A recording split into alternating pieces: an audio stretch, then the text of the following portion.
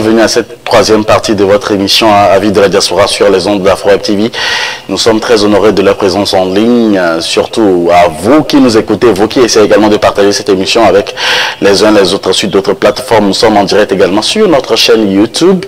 Et parlant des invités, nous avons donc par duplessis monsieur Classio Koutoglo, consultant politique, et nous avons monsieur Alex Mikafou, analyste politique, qui nous aideront donc à décrypter l'actualité donc de cette troisième partie concernant le Togo, où nous tirerons chacun de notre côté, chacun de son côté, la leçon, bien évidemment, concernant donc l'incident survenu au grand marché de Lomé. Et nous savons tous, si vous n'êtes pas encore au courant, il y a de cela quelques heures, un incident où on avait vu tous un homme de nationalité tchadienne, selon les informations données par les autorités compétentes de notre pays, le Togo, qui a pris l'arme d'un...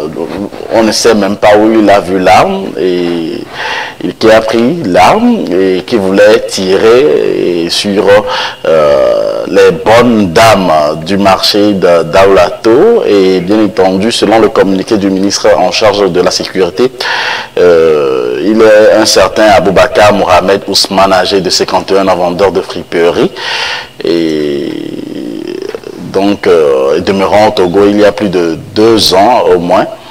Vous voyez, au moment des faits, il s'est dirigé donc au poste situé à l'entrée du marché d'Atikpodji, où il a dans un premier temps poignardé par surprise un gendarme à la poitrine avant de blesser gravement donc un second policier. Alors nous avons aujourd'hui donc l'état des lieux, et quoi qu'on dise, on a également des héros également au Togo, et même si on déplore donc la perte d'une vie humaine, aujourd'hui donc nous voulons aujourd'hui nous aussi en discuter par rapport à l'actualité et avoir vos points de vue, surtout que la diaspora aussi sa voix et son point de vue à donner.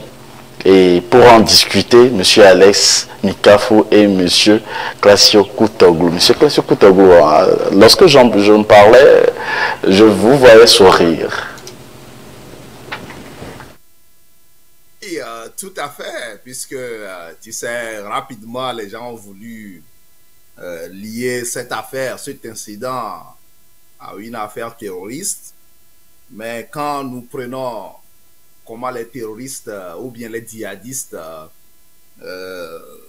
opèrent, moi, personnellement, je n'ai vu aucun acte concret qui se dégage de tous les aspects de cet incident djihadiste. Ok. D'abord, il faut rappeler que le monsieur a pris des couteaux. C'est-à-dire que le monsieur s'est préparé depuis la maison. Bien avant cela, on nous dit que le monsieur, selon, moi je m'en tiens au propos de Yak Damehan, que le monsieur est un revendeur de friperie au marché de Lomé depuis plus de 2 ans. Donc, ça veut dire que le gars, il a un espace à Lomé, il vit à Lomé, il vit au grand marché là-bas. Cela veut dire que les gens le connaissent très bien. Et puis ensuite, un jour, il s'est levé, et puis ensuite, il s'est préparé avec des couteaux pour pouvoir aller tuer quelqu'un. Il faut aller très loin pour pouvoir diagnostiquer ce acte. D'abord, psychologiquement, le gars, il se pourrait, nous parlons au conditionnel, parce que d'après nos dernières informations, le gars a été molesté par les gens du marché de Lomé et il a perdu la vie. Donc tout est au conditionnel. Mais il va falloir que nos autorités nous prennent au sérieux en allant diagnostiquer au fait fond le problème. Le gars s'est levé à la maison, il s'est préparé, il a pris des couteaux et puis ensuite s'est dirigé vers une troupe de policiers et de gendarmes. Ça veut dire que il se peut que le gars veut régler un compte à quelqu'un. Est-ce que le gendarme qu'il a visé, à qui il a donné le coup mortel, il a un problème entre lui et le Tchadien? Point d'interrogation. Il va falloir que nous donnons des pistes à Yak pour pouvoir essayer d'explorer, pour voir si on peut trouver quelque chose. Parce que l'acte, en réalité, n'a aucune tête djihadiste terroriste. Un terroriste, un djihadiste qui a planifié un coup pour prendre les armes d'un soldat et commencer par tirer, devait savoir comment tirer déjà n'importe quel fusil qu'on lui présente. C'est ça. C'est ça le djihadiste, c'est ça le terroriste. Le gars, si vous le voyez, il a pris les armes. Le fusil, d'ailleurs, un fusil, ce n'est pas, on n'appelle même pas ça ce qu'on a remis aux Togolais, aux policiers togolais pour les marchés. On n'appelle même pas ça arme. C'est un fusil archaïque, vétuste de quelques années, précambrien. Donc, le gars a pris cela et il n'arrivait même pas à charger. Ou bien, il a trouvé les éléments pour charger, il n'y a pas de balles dedans. Donc, il ne pouvait pas tirer. C'est ça. Donc, un terroriste, un djihadiste, c'est quelqu'un qui a certaines prédispositions. Il sait faire, il est entraîné pour ça. Il sait ce qu'il est en train de faire. Donc, nous privilégions pour le moment ce qu'on appelle un règlement de compte, ou bien carrément, en santé, on parle d'un malade psychologique. Le gars peut-être avoir aussi ses réactions, sa timidité et tout cela. Les spécialistes de la santé peuvent parler d'un mental. Un mental, il a un défaut mental. Mais quand vous voyez comment le policier est arrivé de n'importe où et agir sur lui pour pouvoir le tabasser sur le sol, vous allez voir la réaction du gars. Le gars est un peu solide.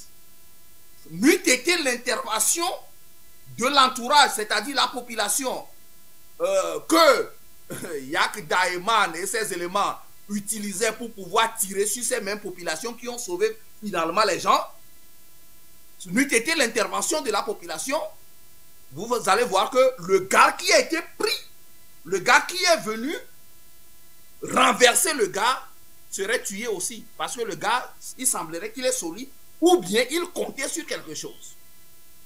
Voilà quelques analyses que nous avions faites des images qui nous ont parvenues.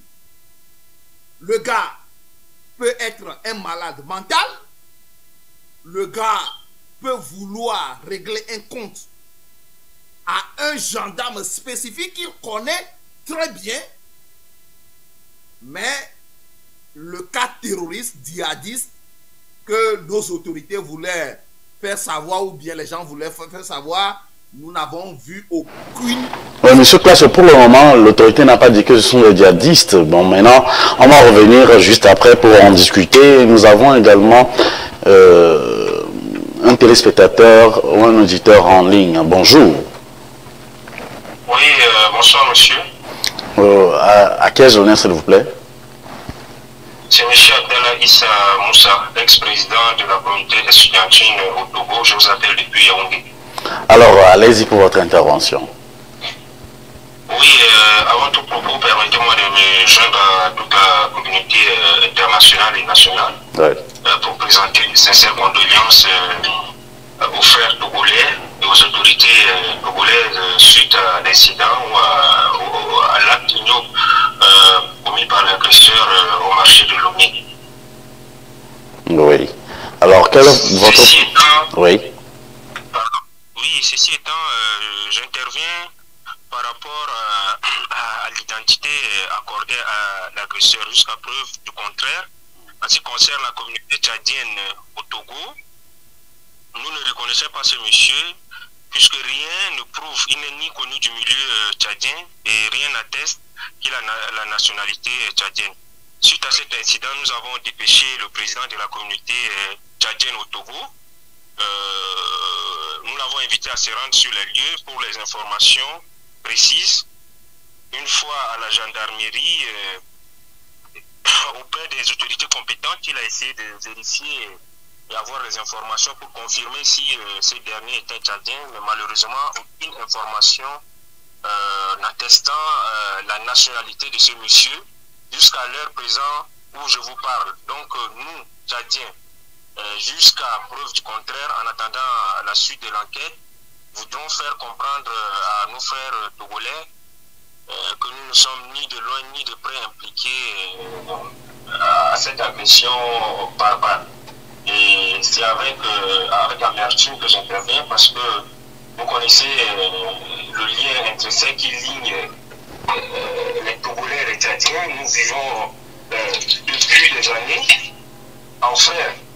Et suite à cet acte, il ne faudrait pas qu'il y ait des répercussions sur la communauté ou la diaspora tchadienne vivant au Togo. Voilà en quelque sorte la quintessence de mon intervention. Alors, quelles sont les preuves que vous avez que l'agresseur n'est pas de nationalité tchadienne?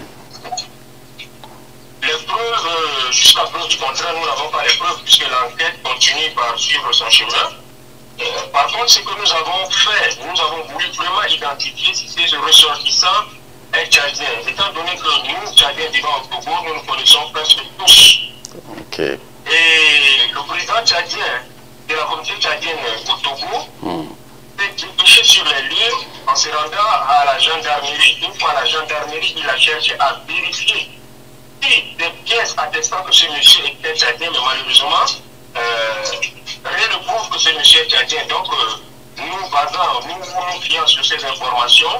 Nous préférons déclarer ou rejeter en bloc, réfuter en bloc cette allégation qui fait croire que c'était tchadien. On nous prouve que c'était tchadien. Nous espérons que le ministère de la Sécurité est toujours en charge donc de l'affaire et reviendra à travers une conférence de presse pour élucider donc l'affaire. Merci de nous avoir appelés. Voilà, une fois de plus, permettez-moi avant de finir allez-y. Mes sincères condoléances aux familles pleurées oui. Et à l'ensemble du peuple Togo. Sachez que le Tchad et le Togo nous sommes liés par des liens datants. Donc que cet incident, que cet acte ignoble, barbare, sauvage, même individu ne puisse pas avoir des répercussions sur l'ensemble d'une communauté, puisque le Togo ne cesse de former les Tchadiens et ne cesse de former les Africains. Nous voulons vraiment déplorer cet acte et que nous puissions vivre en toute quiétude avec nos frères togolais comme dans le passé. Merci. Merci à vous. Merci de nous avoir appelés. C'était donc l'intervention de l'un de nos téléspectateurs qui nous suit depuis Yaoundé en ce moment. Monsieur Classio Koutoglo, voilà aussi l'intervention de Monsieur Alex. Aujourd'hui, l'incident n'aura pas, par exemple, des conséquences sur la diplomatie. Merci Moïse. Avant d'aborder cette question, je m'incline devant ce deuil, parce que dans ça, l'un des membres des forces de sécurité du Togo a été abattu sauvagement. Et c'est une question de diplomatie, effectivement, parce que du moment où l'affaire est portée un peu au haut niveau, où le ministre de la Sécurité de l'État togolais doit intervenir et possible faire une conférence de presse, dans ces enquêtes, il doit forcément toucher les autorités tchadiennes. Parce qu'il faut forcément connaître l'identité de cet agresseur du moment où on affirme qu'il est de nationalité tchadienne. Parce que ce sont les autorités du Tchad qui, lui, doivent forcément délivrer toutes les pièces identitaires. D'où forcément, ce sera une affaire d'État. En tout cas, pas de portée très, très grande quand même. Secondo, au-delà de l'aspect diplomatique, ce que je vois, la population africaine, du moment où elle parvient à être réunie quelque part et subitement en ce lieu se passe un drame, il y a une paranoïa une forme de paranoïa qui se crée subitement. Ce qui fait qu'aujourd'hui, au grand marché de Lomé où cet incident s'est produit, il y aura une peur permanente dans la population. Ce qui fait qu'éventuellement, certains points où les étrangers s'attroupent pour commercer, précisément les étrangers qui ont un peu des traits caractéristiques à cet agresseur, ça fera un peu peur. Parce que nous connaissons bien la population togolaise. Et il faut aussi noter que Moïse, dans la vie, du moment où tu n'es pas forcément inquiété, du moment où tu n'es pas forcément agressé, peu importe ta vigilance, il t'arrivera naturellement un moment de t'oublier un peu. Je pense nos gendarmes ou policiers qui étaient face à cela ont été dans cette situation. Parce que les forces togolaises, leur plus grand courage plutôt, c'est d'abord affronter la population lors des manifestations. Ça, ils sont très vigoureux dedans. Mais aujourd'hui, face à cette agression, Moïse, je ne dis pas forcément que nos autorités, les forces de l'ordre ne sont pas compétentes. Je ne dis pas ça. Mais il faut vraiment interroger la qualité de leur formation. C'est à cela que je me suis... Mais par contre, il faut dire qu'ils font partie des meilleurs en Afrique de l'Ouest. Ils font des meilleurs en Afrique de l'Ouest. Ok. Moïse, dis-moi le meilleur en Afrique de l'Ouest. Le meilleur en formation militaire en Afrique de l'Ouest, selon moi, c'est le Nigeria. Mais dire que les militaires togolais font partie des meilleurs en Afrique de l'Ouest, je ne vais pas être tout à fait d'accord du moment où ils parviennent à brutaliser la population. Ça, Moïse... Ça, c'est un autre débat aussi, M. Alex. Ouais. Oui. Mais en toutes circonstances, où est également à la fin donc, de l'intervention... Exactement, Moïse. S'il te plaît, il ne faut pas m'interrompre. C'est à travers ces genres de débats que nous pourrons aisément aider aussi ceux qui sont devant ces genres d'affaires à pouvoir s'améliorer. Il n'y a pas lieu d'indexer qui que ce soit avec la gauche. Non, je ne dis pas cela. Parce que le bien-être de la population togolaise, c'est notre bien-être aussi. Oui, s'il y a quelque chose qui ne va pas, il faut qu'on ait le courage de se le dire. Oui, effectivement, c'est ça. Donc, il faut vraiment revoir la formation. C'est ça qui est plus important. C'est le point de vue donc des citoyens lambda. Alors, on prend cela en compte. Alors, il y a M.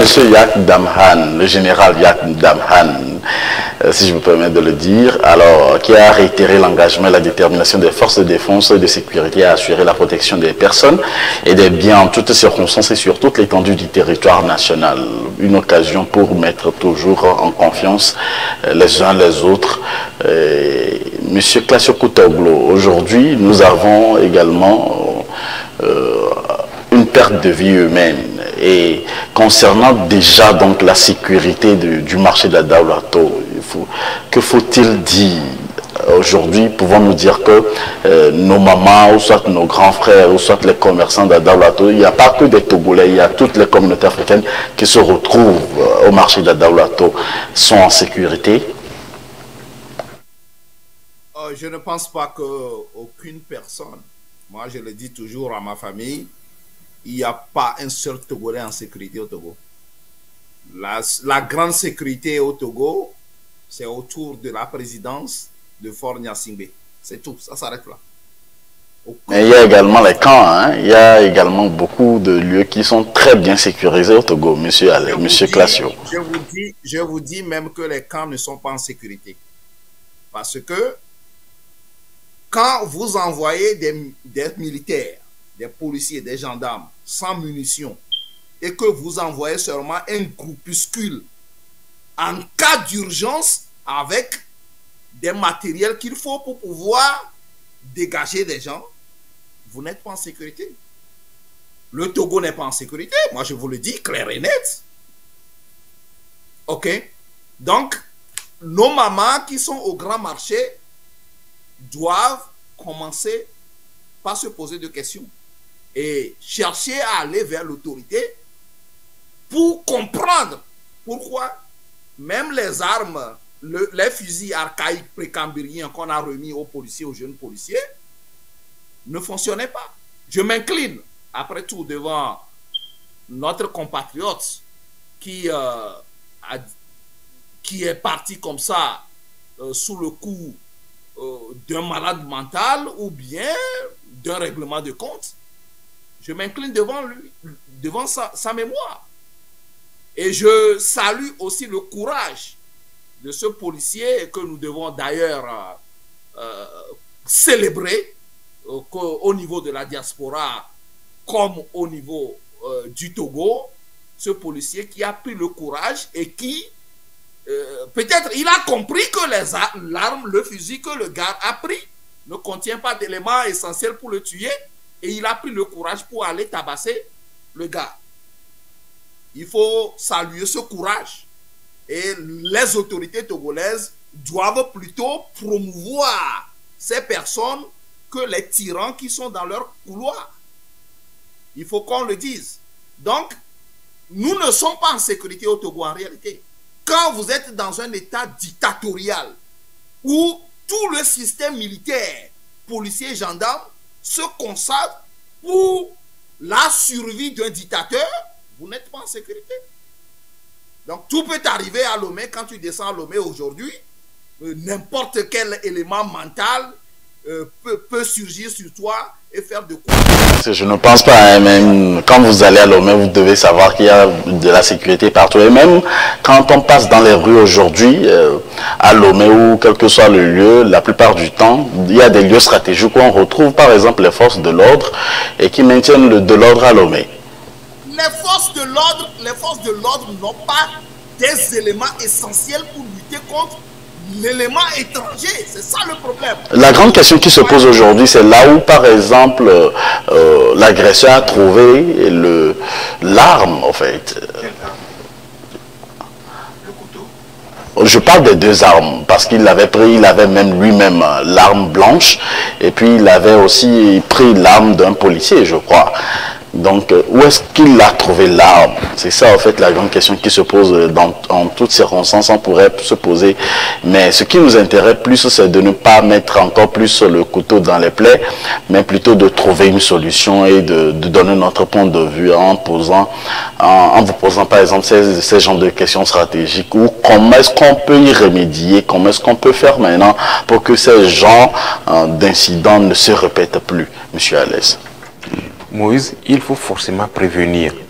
Et nous sommes aussi sans savoir que dans la vie, on ne peut pas tout prévoir, mais il faut forcément les matériels adéquats pour que le boulot soit fait en bonne et due forme. Parce que, selon les infos, cet agresseur venait sur lui avec une arme blanche, précisément le couteau. Ce qui présuppose un acte prémédité. Ok, si éventuellement cela devrait être un acte prémédité, pourquoi s'est-il forcément axé, orienté vers ce gendarme? C'est là la grande interrogation. Ou soit, si ce n'est pas un acte prémédité, comme le souligne le frère Classio, est-ce que cette personne ne serait pas en déficit mental? Mais du moment où il n'est pas en vie, il sera forcément difficile de répondre à cette question. Ou, pour mieux répondre à cette question, il faut forcément faire recours à l'historique de l'agresseur. Moïse, maintenant, pour revenir à ta question, comment prévenir cela? Ce n'est pas nous, aujourd'hui, qui allons apprendre la sécurité à ceux qui sont en charge. Quand même, nous pouvons faire une proposition. Un instant, je n'ai pas fini. Eux-mêmes, lors de leur formation, il faut qu'ils essaient d'appliquer exactement ce qu'ils ont appris. Oui. Et en termes de proposition, nous ne pouvons que les exhorter à faire correctement leur boulot. Parce que c'est eux qui sont les experts et nous n'en sommes pas experts en la matière. Nous ne pouvons que faire des constats et dans ces genres de suggestions, de solutions, c'est ça que nous sommes en train de faire maintenant. Alors, quelle est la suggestion de M. Classio pour que la même chose ne se répète, M. Classio? ne faut pas avoir peur de donner les matériels qu'il faut aux policiers, aux gendarmes, aux militaires pour protéger les citoyens togolais. Il ne faut pas avoir peur que quand vous leur donnez des éléments essentiels, ils vont aller à la garde et puis ensuite penser retourner contre le dictateur. C'est ça l'élément. L'élément essentiel, c'est ça. Le Togolais n'est pas en sécurité. On peut venir chez toi pendant plus d'1 heure de temps à la maison, te faire tout. Tu appelles la sécurité ne viendra pas. Le Togolais n'est pas en sécurité. Donc, il faudrait que Yak Daheman cesse de nous dicter des choses qui n'existent pas. Il faut donner des éléments, des matériels qu'il faut. Regardez à la frontière séquencée. Et Burkina Faso, les gens étaient venus librement. Ils ont posé l'acte concret. Ils sont partis. Parce que les éléments n'ont pas de matériel qu'il faut pour riposter. On envoie des citoyens togolais à l'abattoir.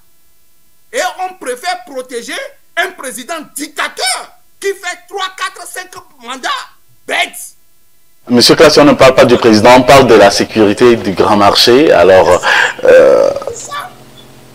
merci Monsieur Classio. Alors, quelle est la leçon que nous tous nous devons tirer de cet incident, Monsieur Alex?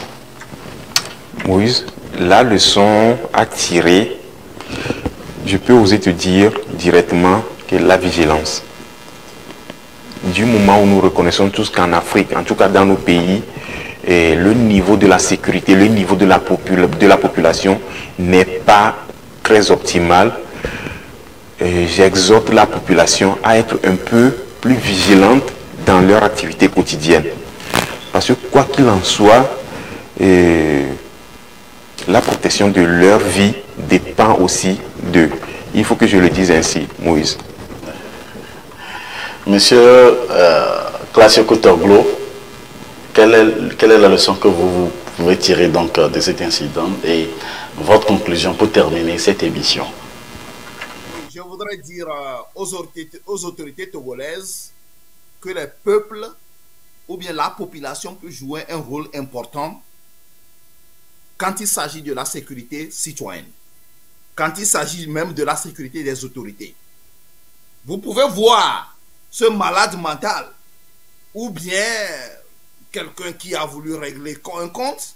Vous avez vu comment le seul policier qui a pris le courage de le tabasser n'a pas pu avoir l'énergie essentielle pour arriver à bout de quelqu'un de 51 ans. C'est la population qui est arrivée au bon moment pour pouvoir maîtriser le gars. Et le policier s'est retiré avec la main à la hanche. Cela veut dire tout simplement à nos autorités togolaises, à Yak Daheman, surtout qui est le ministre de la sécurité que j'apprécie par moment, de faire extrêmement attention à l'utilisation de ces lignes exécutoires pour que la population ne soit pas considérée comme des gens à abattre. Quand un peuple se soulève à un moment pour changer une dictature, cette population n'est pas une population ennemie. Il faut maintenant intégrer cette population pour que la population puisse aider aux forces de sécurité à assurer la sécurité pour les citoyens togolais et pour notre espace territorial. C'est très important. C'est la leçon que je voudrais envoyer directement à Yak Daheman et puis ensuite aux miliciens qui vivent au Togo. Merci M. Classio pour votre conclusion. M. Alès, en 1 minute, votre conclusion pour terminer cette émission. Oui, Moïse, pour conclure, je commence par le premier sujet. L'actualité politique africaine, en général précisément celle relative à la Côte d'Ivoire, nous saluons, quoi qu'il en soit, les autorités ivoiriennes pour avoir eu, en tout cas ce courage d'avoir délivré à M. Charles Blé Goudé son passeport. Et secondo, concernant la rencontre de M. Sall et le président Poutine, il faut que la politique, la diplomatie africaine parvienne à utiliser judicieusement cette voie qui leur est présentée et offerte. Parce que c'est quelque chose qui ne viendra pas deux fois. Il faut qu'ils parviennent, les autorités africaines parviennent à saisir cette opportunité. Ne pas forcément vivre dans la crainte. Parce que la liberté, Moïse, elle ne se donne jamais. Il faut qu'elle soit arrachée, de gré ou de force. C'est cela. Et pour finir, à l'incident qui s'est passé au marché, au grand marché de Daoulato, le 2 juin dernier, j'exhorte les autorités togolaises à mettre en place toutes les structures adéquates qu'il faut pour le bon maintien de l'ordre relatif à la protection de la population. C'est cela qui est plus important parce que ça contribue aussi à l'avancement de l'économie nationale. Merci. Merci à vous tous qui nous avez suivis. Fin de votre émission Avis de la diaspora de ce jour. Merci à M.